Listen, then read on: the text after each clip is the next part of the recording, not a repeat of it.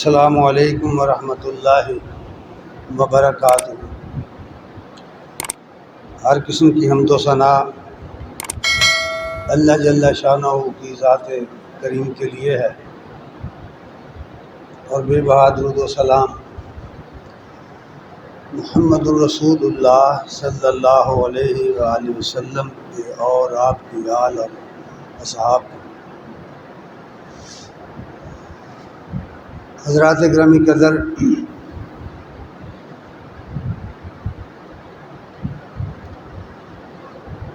اللہ تعالیٰ نے تمام انسانوں کو ایک ہی اصل سے پیدا کیا ہے۔ پوری دنیا کے انسان بنی آدم ہیں، بسیط انسان سب ایک ہی جیسے ہیں، لیکن جو انسانی آبادی آگے بڑھتی چلی گئی ہے تو آہستہ آہستہ ایک تدریج کے ساتھ کنبے اور قبیلے بنتے گئے، اور پھر قبائل سے قومیں وجود میں آئیں، اور پھر انسان نے عقلی لحاظ سے جب ترقی کی تو اس کے اندر کئی قسم کے مذاہب پیدا ہوئے اور بہت سارے اختلافات پیدا ہوئے، جس کے نتیجے میں انسانوں کے اندر ان اختلافات نے جنگ و جدال اور باہمی نزاع کا رنگ اختیار کیا، یہاں تک کہ انسان کا اتنا بڑا دشمن بن گیا کہ شاید کوئی درندہ بھی اس کا اتنا دشمن نہیں ہے۔ پھر اللہ تعالیٰ نے انسانوں کی رہنمائی کے لیے انبیاء کا سلسلہ شروع فرمایا۔ انبیاء آتے رہے اور لوگوں کو دنیا میں زندگی گزارنے کا طریقہ بتاتے رہے اور اللہ کا پیغام سناتے رہے، اور اپنے باہمی اختلاف کو مٹانے کا طریقہ سکھاتے رہے۔ اس طرح ایک لمبی تاریخ ہے انسانوں کی اور انسانوں میں آنے والے انبیاء کی۔ راہ راست صرف وہ شخص پاتا ہے جو اللہ اور اس کے رسولوں پر ایمان لائے، اللہ کی کتاب پر ایمان لائے، اپنے آپ کو اللہ تعالیٰ کی نازل کردہ تعلیم کے کالم میں ڈھال لے۔ ہدایت وہی شخص پاتا ہے، اور اس کے لیے اللہ تعالیٰ نے دو باتوں کا اہتمام فرمایا ہے۔ ایک یہ کہ سب کو تعلیم دی الوہیت واحدہ کی، کہ کائنات کے اندر اللہ کے سوا کوئی الہ نہیں ہے، اللہ وحدہ لا شریک۔ اور دوسرا اصول یہ بتایا کہ جو لوگ اس پر ایمان لائیں اور انبیاء کے طریقے پر چلیں اور خدا ترسی کی زندگی گزاریں، اللہ سے ڈرنے والے ہوں، در حقیقت عزت والے وہی لوگ ہیں۔ تو اس طرح اللہ تعالیٰ نے انسانوں کی رہنمائی کے لیے کتابیں نازل کی اور انبیاء بھیجے، لیکن اس کے باوجود چونکہ یہ دنیا آزمائش کی دنیا ہے، یہ دارالامتحان ہے، اور انسان کے ساتھ اس کی حرص اور ہوس اور اس کی خواہشات لگی ہوئی جو ہمیشہ انسانوں کو گمراہ کرتی ہیں۔ ان ہدایات کی موجودگی کے باوجود انسان پھر بھی تفرقے کا شکار ہو گئے، مختلف قومیں، مختلف مذاہب بن گئے۔ مذاہب بن بھی جائیں تو کوئی حرج نہ تھا، لیکن وہ ایک دوسرے کے دشمن بن گئے۔ اللہ تبارک تعالیٰ نے پوری دنیا کے لیے، پوری انسانیت کے لیے اپنا آخری رسول بھیجا اور اپنی کتاب کا آخری ایڈیشن بھیجا جس کا نام قرآن ہے، اور اس میں تمام بنی نوع انسان کے لیے، خواہ کوئی کالا ہو یا گورا، کوئی شرقی ہو یا غربی، کسی بھی نسل سے اس کا تعلق ہو، کسی بھی ملک سے تعلق ہو، سب کے لیے ایک ضابطہ حیات بھیجا، اور اس تاکید کے ساتھ بھیجا کہ اگر تم اس کی پیروی کرو گے تو اللہ کی رضوان کو پالو گے۔ لیکن اس کے باوجود انسان نے ہمیشہ گمراہی کا راستہ اختیار کیا ہے۔ بہت خوش قسمت ہیں وہ لوگ جن کو اللہ تعالیٰ نے یہ توفیق دی کہ وہ اللہ اور اس کے رسول کا راستہ اختیار کریں۔ اس اختلاف کا نتیجہ ہے کہ آج اس زمانے میں بھی آپ دیکھتے ہیں، خصوصی طور پر آج کا زمانہ میڈیا کا زمانہ ہے، ہر فرد بشر ملکی حالات کے بارے میں، دنیا کے حالات کے بارے میں، کسی خبر کے پیدا ہونے کے فوراً 1 منٹ بعد اسے معلوم ہو جاتا ہے کہ فلاں کونے میں، دنیا کے فلاں علاقے میں، فلاں قوم میں فلاں کام ہو گیا ہے۔ تو گویا اس وقت پوری دنیا سمٹ کر ایک گاؤں کی طرح بن گئی ہے۔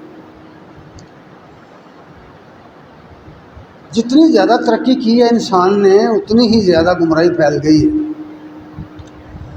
جتنا زیادہ علم حاصل کیا ہے انسان نے، اتنا ہی اس نے تباہی کا سامان زیادہ کیا اپنے لیے۔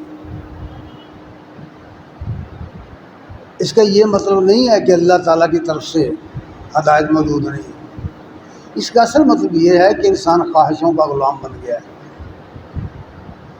اور اس نے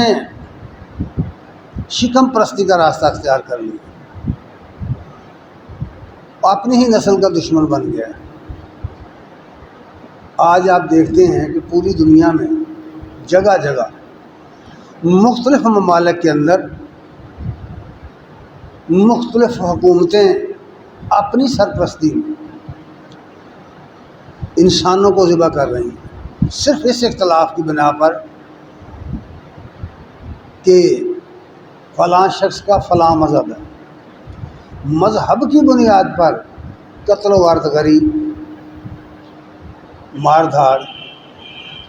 ظلم و جبر ہو رہا ہے۔ آپ کشمیر کو دیکھیں تو وہاں لاشیں گرائی جا رہی ہیں،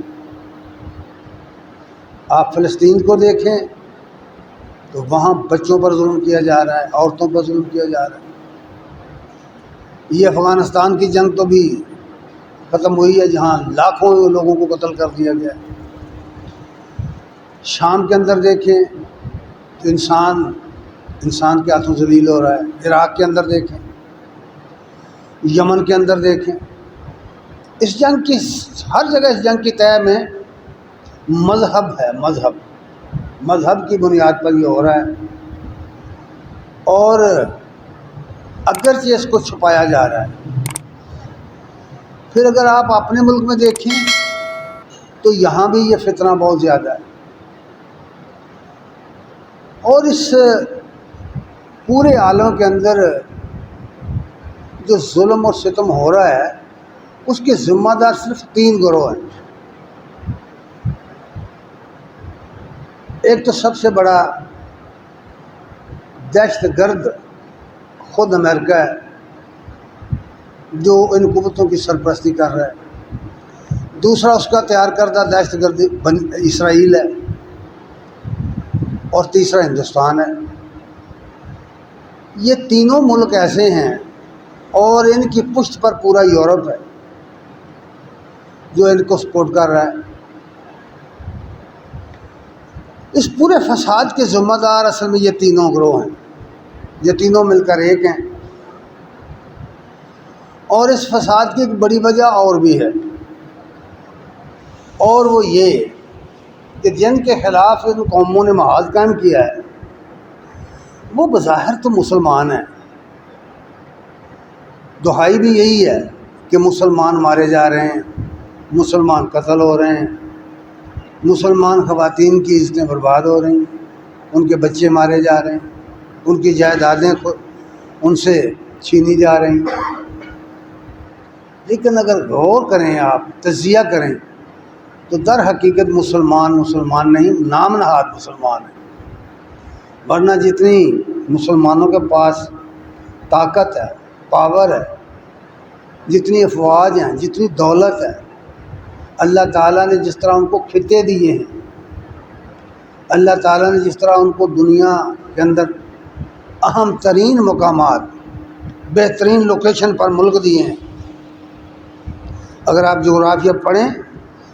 نقشہ دیکھیں تو آپ حیران ہو جائیں گے کہ مسلمانوں کے پاس اس زمین کا بہترین خطہ مشرق سے لے کر مغرب تک، ملائیشیا سے لے کر مراکش تک مسلمانوں کے قبضے میں ہے، سمندر مسلمانوں کے قبضے میں ہے۔ دنیا کے 4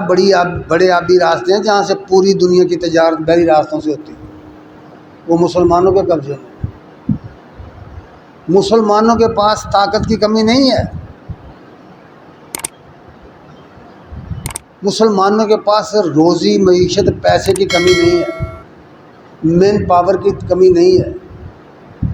کمی صرف ایک چیز کی ہے کہ انہیں یہ نہیں پتہ رہ گیا کہ وہ ہیں کون، وہ اپنا تعارف بھول چکے ہیں، انہیں اپنی شناخت نہیں رہی،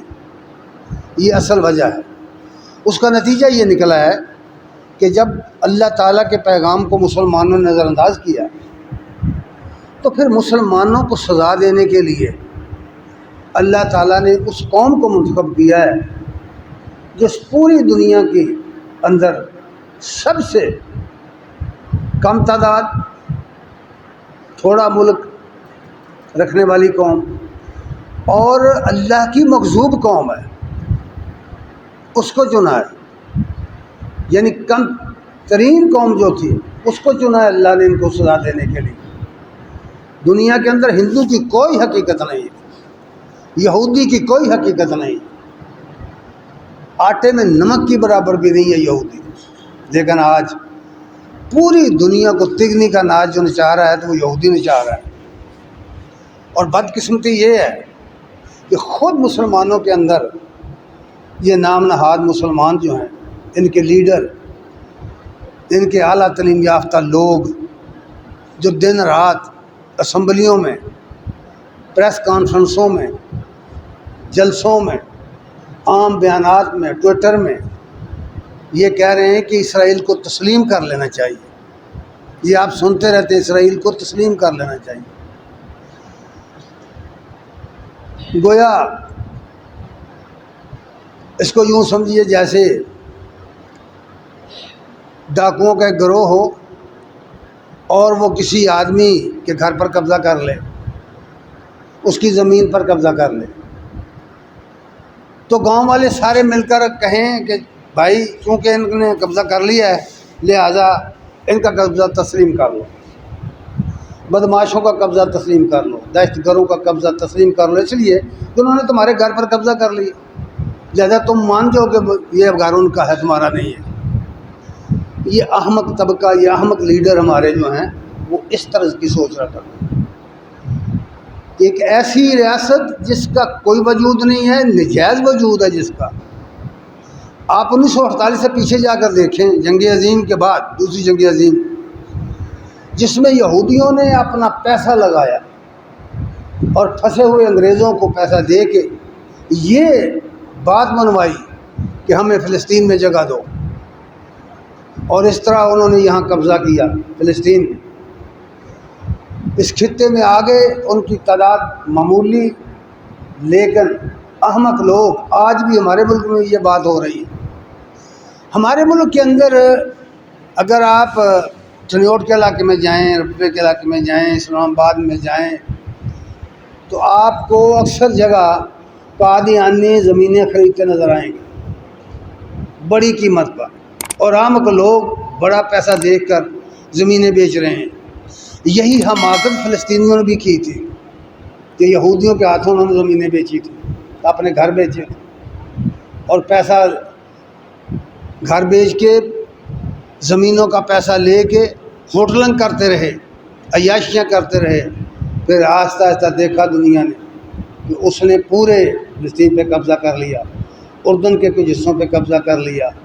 بیت المقدس پہ قبضہ کر لیا، گولان کی پہاڑیوں پر قبضہ کر لیا، اور جتنا پہلے دن اسرائیل کا وجود تھا اس سے 2 گنا زیادہ ہو گیا وہ، اور اتنی بڑی طاقت بن گیا کہ آج اس کے ارد گرد کے 8 ممالک بھی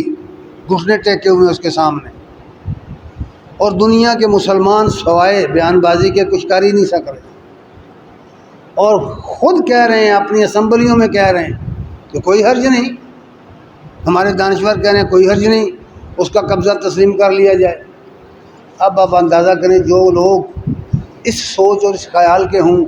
وہ دنیا میں زندہ نہیں رہا کرتے، بحیثیت قوم وہ آزاد نہیں رہ سکتے۔ اسی لیے اقبال نے کہا ہے کہ دولت کی کمی نہیں ہے، وسائل کی کمی نہیں ہے، سبب کچھ اور ہے جسے تو بھی سمجھتا ہے، زوال بندہ مومن کا بے زری سے نہیں۔ زوال جو شروع ہوا بے ایمانی سے شروع ہوا۔ ہر جگہ مسلمانوں کا جو حال ہے وہ ہر شخص جانتا ہے، اس کے نتیجے میں آج مسلمانوں کی درگت وہ بنائی جا رہی ہے جس کی کوئی مثال ماضی کی تاریخ میں نہیں ہے۔ حالانکہ اللہ تبارک تعالیٰ نے بالکل پہلے ہی بتا دیا تھا،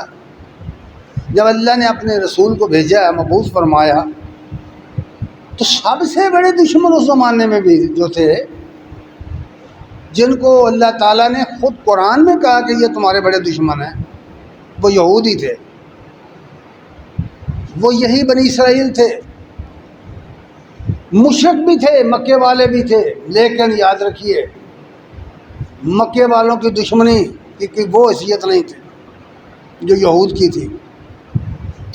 اللہ تبارک تعالیٰ نے قرآن مجید میں ابتدا ہی میں یہ بات فرما دی تھی، خبردار کر دیا تھا۔ مدینے میں یہود تھے، ان کے قبائل تھے، اور شہر کے باہر انہوں نے اپنی الگ بستیاں بنا رکھی تھیں، قلعے بنا رکھے تھے، اور خصوصی طور پر خیبر کے اندر ان کے بڑے بڑے قلعے تھے جہاں بیٹھ کر وہ سارا کام کرتے تھے، اور ان کا روپیہ اس زمانے میں سود پر چلتا تھا، سب قبائل ان کے مقروض تھے، خود قریش کے بڑے بڑے لوگ ان کے مقروض تھے، پیسہ استعمال کیا انہوں نے۔ اور بھوکے لوگ جو ہوتے ہیں اور حص و حبس کے جو پجاری ہوتے ہیں وہ پیسے پہ مرتے ہیں، اپنی آزادی بیچ دیتے ہیں، اپنی خودی بیچ دیتے ہیں، اپنی عزت کو فروخت کر دیتے ہیں۔ قوموں کی تاریخ یہ ہے۔ اس لیے اللہ تعالیٰ نے اس وقت فرمایا، سورہ المائدہ کی آیت نمبر 82 میں فرمایا، لَتَجِدَنَّ أَشَدَّ النَّاسِ عَدَاوَةً لِلَّذِينَ آمَنُوا الْيَهُودُ وَالَّذِينَ أَشْرَكُوا، تم مسلمانوں کے سب سے بڑے دشمن یہودیوں کو پاؤ گے۔ اس وقت خبردار کیا تھا کہ سب سے بڑے دشمن مسلمانوں، تمہارے سب سے بڑے دشمن ایمان والوں کے یہودی ہیں، اور پھر مشرک۔ ہر مشرک موحد کا دشمن ہوتا ہے، ہر مشرک توحید پرستوں کا دشمن ہوتا ہے۔ اللہ تعالیٰ نے ابتدا ہی میں یہ بات بتا دی تھی،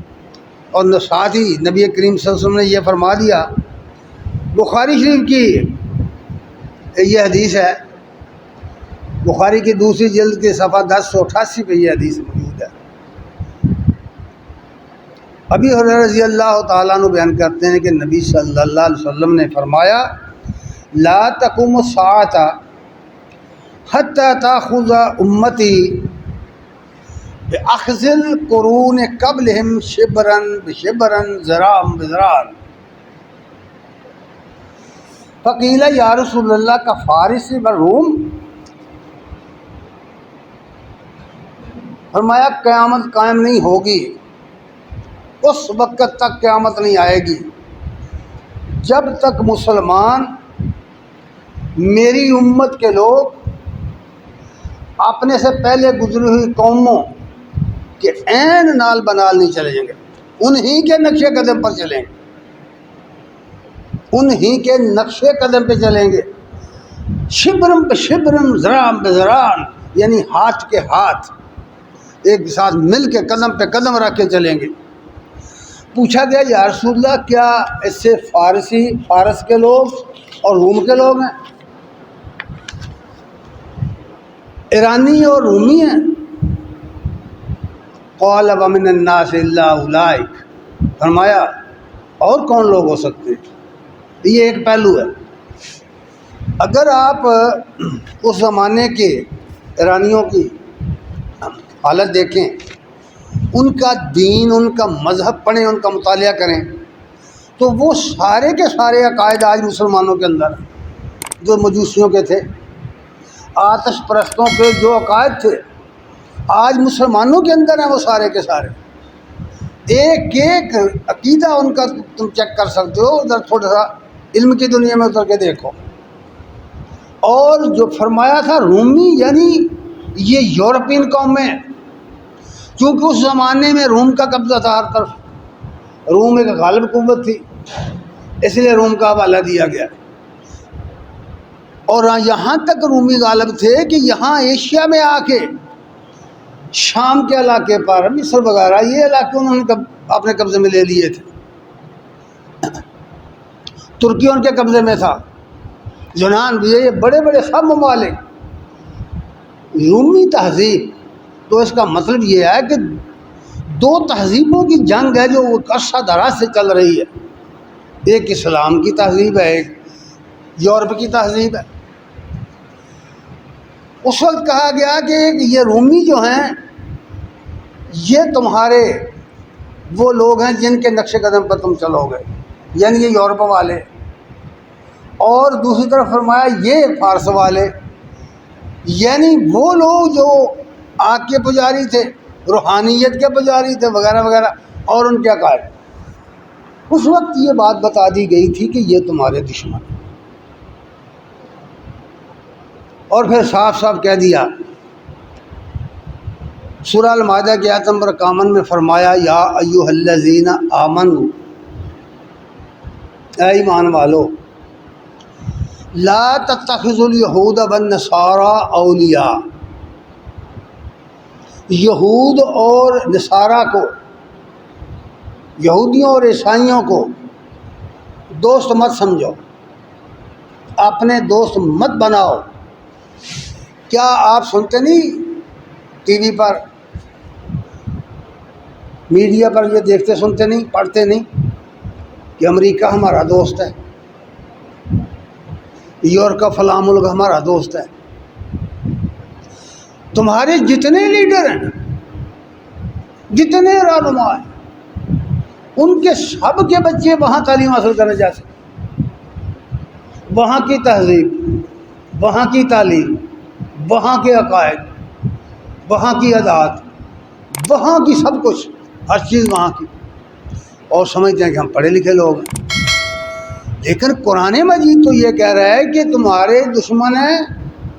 اور پوری دنیا میں مسلمانوں کا اتنا بڑا کوئی دشمن نہیں جتنے بڑے یہود دشمن ہیں۔ اور صاف صاف کہہ دیا کہ اہل ایمان یہود و نصارہ کو دوست مت بناؤ، یاد رکھو بعضہم اولیاء بعض، یہ ایک دوسرے کے دوست ہیں، یہ ایک دوسرے کے سرپرست ہیں، یہ تمہارے سرپرست نہیں ہیں، یہ تمہارے دوست نہیں ہیں۔ پھر صاف کہہ دیا وَمَن يَتَوَلَّهُم مِّنكُمْ فَإِنَّهُ مِنْهُمْ، جو تم میں سے ان کو دوست بنائے گا وہ انہی کے میں سے ہوگا، اس کا شمار انہی سے ہوگا، مسلمانوں کے ساتھ اس کا کوئی لینا دینا نہیں ہے۔ یہ قرآن مجید کے الفاظ ہیں، میں اپنی طرف سے نہیں کچھ کہہ رہا۔ وَمَن يَتَوَلَّهُم مِّنكُمْ فَإِنَّهُ مِنْهُمْ، تم میں سے جو کوئی ان کو دوست بنائے گا، ان کو سرپرست بنائے گا، وہ 10 انہی میں سے اس کا شمار ہو۔ ان اللہ لا یہدی القوم الظالمین، اور فرمایا کہ ایسے ظالموں کو اللہ سیدھی راہ نہیں دکھاتا جو اللہ کی ہدایات کو چھوڑ کر، پس پش ڈال کر، اللہ تعالیٰ کی طرف سے حکام کو پس پش ڈال کر دنیا میں خواہش پرستی کریں گے، منمانی کریں گے۔ ان کے بارے میں صاف صاف کہہ دیا کہ وہ ظالم ہیں، اور ایسے ظالموں کے لیے اللہ نے بڑی سزائیں تیار کر کے رکھی ہوئی۔ ایک اور بات فرمائی، یا ایھا الذین آمنوا لا تتخذوا دینکم ہزوا ولعبا من الذین اوتوا الکتاب من قبلکم بل کفار اولیاء۔ 2 گروہ گنتی کر کے بتا دیا کہ اے ایمان والو، اہل کتاب میں سے اور کفار میں سے جو لوگ تمہارے دین کا مذاق اڑاتے ہیں، جو لوگ تمہارے دین کو ٹھٹھا کرتے ہیں، جو لوگ تمہارے دین کی توہین کرتے ہیں، ان کو دوست مت سمجھو، انہیں دوست نہ بناؤ۔ آپ ذرا بتاؤ، یہ جتنا فتنہ اٹھ رہا ہے یورپ سے، دین اسلام کے خلاف باقاعدہ کتابیں لکھی جا رہی ہیں۔ دین اسلام کے بغیر صرف نہیں، خود نبی کریم صلی اللہ علیہ وسلم کے خاکے بنائے گئے، نبی کریم صلی اللہ علیہ وسلم کی توہین کے لیے بہت سارا مواد شائع کیا گیا، ٹھنڈے پیٹوں پر برداشت کیا لوگوں نے، اور کسی حکمران کے کان پر جوں تک نہیں رینگی کہ وہ اس کا نوٹس لے، اس کے لیے کوئی قانون بنائے، ان کے سفیروں کو یہاں سے نکال دے۔ کسی کے اندر یہ ضرورت نہیں ہے۔ اس لیے قرآن مجید میں تو یہ بات کھول کے بیان کر دی گئی ہے کہ کفار کی طرف سے اور اہل کتاب کی طرف سے، اہل کتاب یہود اور نصارہ دونوں کی طرف سے، جب تمہارے دین کا مذاق اڑایا جائے، جب تمہارے دین کی توہین کی جائے، تمہارے سسٹم کی توہین کی جائے، اس دین کی جو محمد رسول اللہ لے کے آئے ہیں، تو فرمایا ان کو دوست مت سمجھو، واتقوا اللہ ان کنتم مومنین، اگر مومن ہو تو ڈرو اللہ سے، اگر مومن ہو، اس فکرے پہ غور کرو، اگر مومن ہو تو پھر اللہ سے ڈرو، اس کی نافرمانی کرنے سے بچو۔ اور پھر یہ بھی بتایا گیا ہے کہ ان کے طریقے کیا تھے، اس زمانے میں بھی تھے اور آج بھی ہیں۔ اگر آپ لٹریچر دیکھیں، آپ جتنا یورپ سے لٹریچر یہاں آ رہا ہے پاکستان کے اندر، مختلف قسم کا لٹریچر، آج اس زمانے میں وہ گھر گھر میں پہنچ چکا ہے لٹریچر۔ پہلے وہ کتابوں کی شکل میں تھا اور آج بھی ہے، آ رہا کتابوں کی شکل میں، لیکن اب انٹرنیٹ کے ذریعے، انٹرنیٹ پر کون سی وہ بے حیائی کی بات ہے جو نہیں ہے، ریڈیو پر، ٹی وی پر، کمپیوٹر پر وہ کون سی بات ہے جو نہیں ہے، وہ کون سی چیزیں جو یورپ سے نہیں آ رہی، وہ کون سے ڈرامے ہیں، وہ کون سے فلمیں ہیں جو نہیں آ رہی، یہ سارا کچھ آ رہا ہے،